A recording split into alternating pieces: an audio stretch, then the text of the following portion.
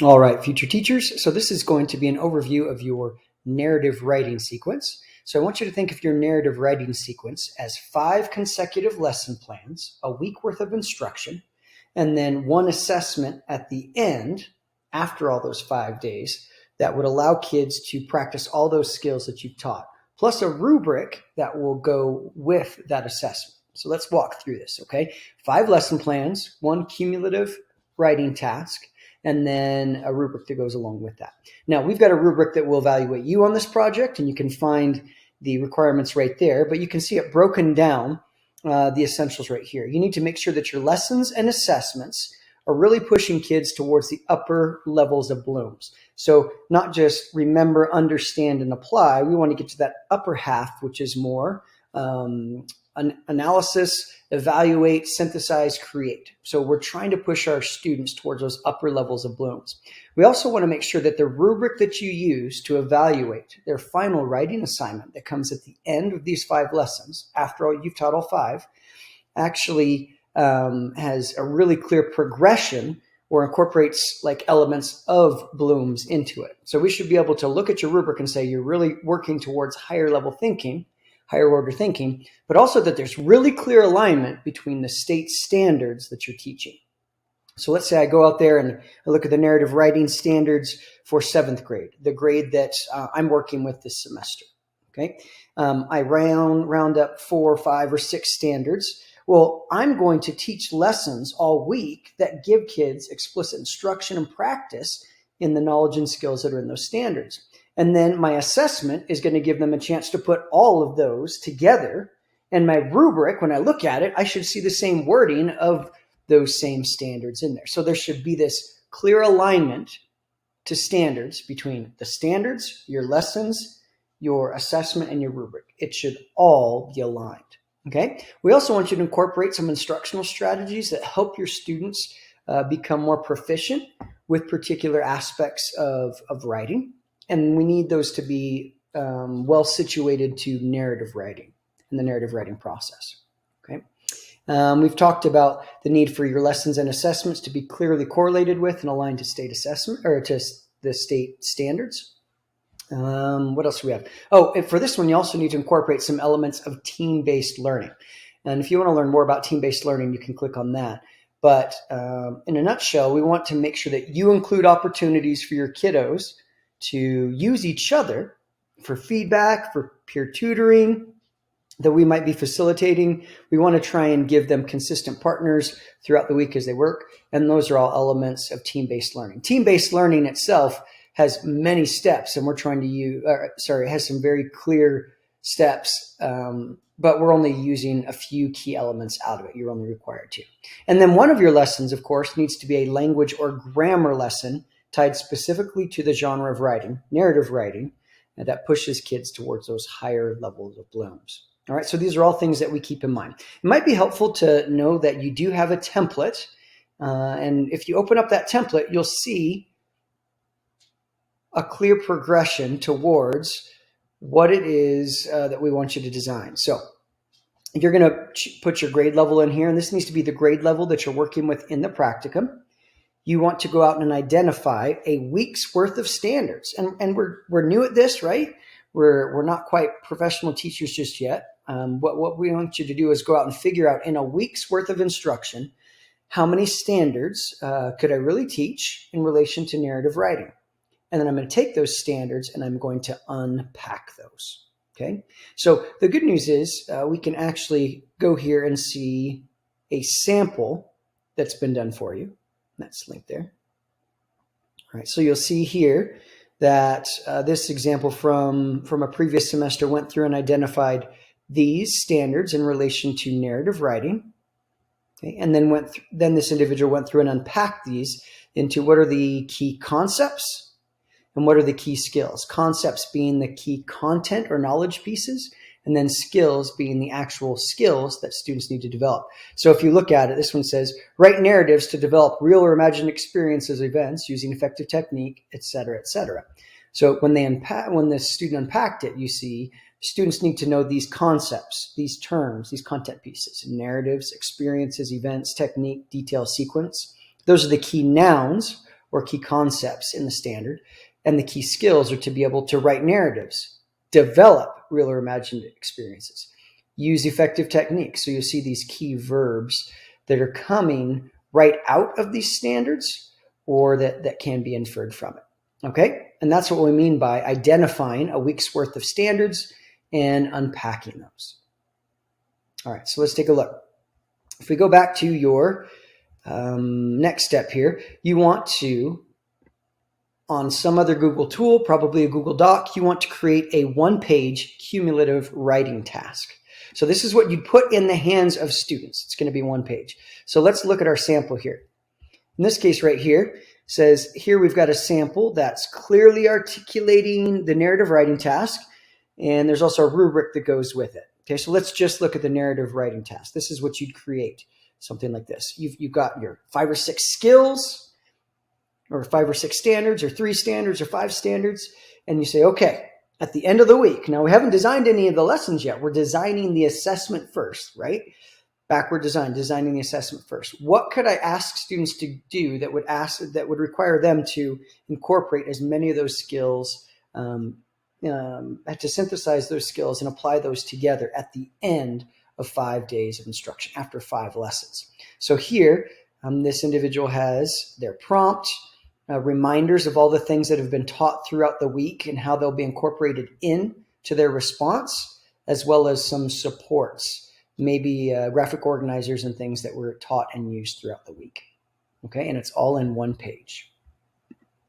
Now, you also need to make sure you've got a clear rubric for assessing student work. So at this point, let's take a look at this. We click on this one. And let's see. So we've got these clear skill categories that we want kids to be able to do. We want them to be able to engage and orient the reader by, et cetera, organize an event sequence. And then we have different levels of performance articulated in language that's very, very clear, observable, and student-friendly. So you'll notice that if we look at this category right here, engage and orient the reader by establishing a context, et cetera. When we go back to the writing task itself, you'll notice that that is built right into the writing task. Okay, it says let's make sure that you can see that it's built right in here where it says remind the reader of the main idea, rephrase the opening. There's clear alignment between this right here and the assessment. And what's just as important, this alignment, what's being assessed here clearly aligns to what's being taught throughout the rest of the week. There's an entire lesson on engage and orient the reader by establishing, et cetera. So you're going to teach all these different knowledge and skill pieces based on the standards throughout the week.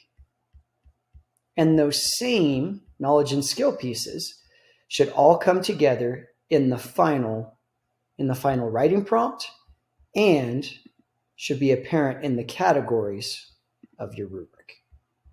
Okay? Now, please keep in mind, it takes time to select those standards and unpack those, and it takes time to develop a cumulative or summative writing task as well as a rubric to go along with it. So allow yourself plenty of time to do this. Okay? Now, so let's look at the next part here that says mentor text. Remember, we've talked about the need for students to see good writing and examples of whatever knowledge or whatever skills you're working on in really solid mentor texts. So as you're developing your lessons, be on the hunt for excerpts of classical stories, short stories, descriptive works, things like that, as well as young adult. So as you're building your lessons, you should be on the hunt for different texts that you can use as mentor texts. And you will list those mentor texts here. And at least once throughout your lesson, you actually need to use at least one of these texts. So you can actually have 2 different texts listed here. And in this first go round, our first writing sequence, which is this narrative one, you can go and you only really need to use maybe an excerpt of one as part of your lesson. Okay? So, all right, let's take a look. So here this individual selected Anne Frank, The Diary of a Young Girl by Anne Frank, Hatchet by Gary Paulson, and I believe this individual only really used Hatchet in one of the lessons, didn't actually use Diary of a Young Girl, or maybe I've got those flip-flopped. Okay. All right. So now that we've got our cumulative assessment, our writing task, our rubric that goes along with that, we've got our standards. Then we take those standards and we try and figure out, okay, let's teach 5 lessons to get kids ready for that cumulative task. And each of these lessons are broken down where you identify the objective for the day. You design instruction in this format: orientation, instruction, and modeling, guided practice, closure, summary, and what will be collected. You need to collect evidence every single day. Okay? And you also need to include links to whatever resources or materials you'd actually use with students.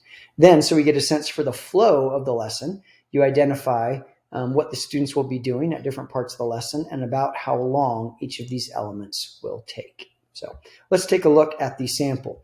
You'll see here that this individual has their objective or objectives there. They've got their concepts, skills, the standard that's being addressed. Got total of 55 to 60-minute lesson. And then this individual has gone through and identified like 8 to 9 minutes for the first part. And it's so detailed that even a substitute could follow them. So when in doubt, give much, much more detail rather than less if you want full credit. And then there's clear articulation about what the students will do. Okay, so this is about how detailed each of your sections should be. Okay. Oh, here's the use of a mentor text, Indian in the cupboard. Let's see, details, really, really detailed. This is great. And look, this person's actually using an instructional strategy right here. So a clear tool that is given to students to help them accomplish the goal. In this case, this is a strategy that she has found and modified a little bit, which is called the 5W strategy for getting students started on writing a narrative. So you want to find opportunities to build in specific strategies or tools to help kids learn how to do a particular skill. You'll also notice that at the end of each lesson, throughout each lesson, or maybe at the end, this individual seeks to collect evidence of students' ability to perform the task. Now, in this particular case, this is a pretty solid example, but most of the evidence that this teacher collects is actually just at the application level. So one thing that they didn't score the highest on is actually the levels of Bloom's. Not everything needs to be at the tippity top of Bloom's, but throughout the lessons and in the final writing task, there should be clear evidence that it's not just at the lower levels, it is at the upper levels as well. So if every now and then we're just getting to application, that's fine. But we also want to get much higher on Bloom's from time to time, and especially on the cumulative writing task. Okay, you'll notice that this teacher also includes links to all necessary student materials, handouts. You have to design everything that you'd actually need to pull off the lesson. Now, you'll notice that one of the lessons is focused specifically on a language or grammar concept that's either from the language or grammar standards of that grade level, or in this case, something that's tied directly to narrative writing. So there is a standard that says students will be able to use dialogue to develop experiences, events, et cetera, et cetera. So in this case, the language component, the grammar component, is going to deal with how to effectively incorporate and write, punctuate, et cetera, dialogue. Okay, so there is an entire lesson dedicated to a grammar language activity. And look at all that detail. Well done. You also notice that often this teacher pauses in the middle of the lesson to check for understanding, in addition to at the end asking them to turn in evidence of what they've accomplished. And it's not just hand in your notes or something flaky. It has to be evidence for that day that clearly shows to what degree kiddos are able to use dialogue. So in this case, what evidence makes sense? It makes sense to have them turn in dialogue turn in their own dialogue or somebody else's dialogue that they've gone through and punctuated, something that shows that they can properly use and punctuate dialogue. Okay? All right, see what else we have here. I like how they're collecting evidence. Again, let's get past just that apply. Good stuff. All right, checking for understanding. All right, what else? You'll notice that, remember on the rubric and on the assignment description, you do need to incorporate some elements of team-based learning. Let's look specifically at this. You need to include opportunities for students to regularly use each other for feedback and maybe some peer tutoring facilitated by the instructor, and that there's some consistency in their partners. So in this lesson, not only is the teacher teaching the skill about providing a conclusion that follows from the narrated experiences or events, he or she actually incorporates elements of team-based learning. There is some evidence here of opportunities to regularly use each other for feedback and to stay consistent with their partners. Okay, there's this pause and check for understanding. They do collect their group narrative story conclusions. And so there you have it. You have 5 consecutive lessons. Okay. And what happens at the end of those 5 consecutive lessons? Well, that's when the students complete this, the writing prompt that's evaluated by the rubric that you designed at the very, very beginning. So students will start with the lessons, but you want to make sure that it all leads up, all culminates with the writing prompt and the grading rubric. Okay. And these need to be, these in theory would be administered after 5 days of instruction. All right. So main thing is use the template. Make sure that you're checking the example for about how much detail and things like that. And we've mentioned some things that could be improved with this one, higher levels of blooms and things like that. But for the most part, this is a pretty solid example. This is really a pretty solid example of these elements. A lesson and assessments that help students work towards the upper level of blooms, the rubric that's clearly aligned to state standards and incorporates upper levels of blooms into the desired skills that students need to perform. There's the use of instructional strategies. There's clear correlation between the lessons, the assessment, the rubric, all to the same state content standards. And then let's see, elements of team-based learning and one lesson that's specifically tied to grammar or language use that's appropriate to narrative writing. All right. So with that, good luck, and review this video as many times as you need, or check with me if you have any concerns, questions, or anything else. Good luck.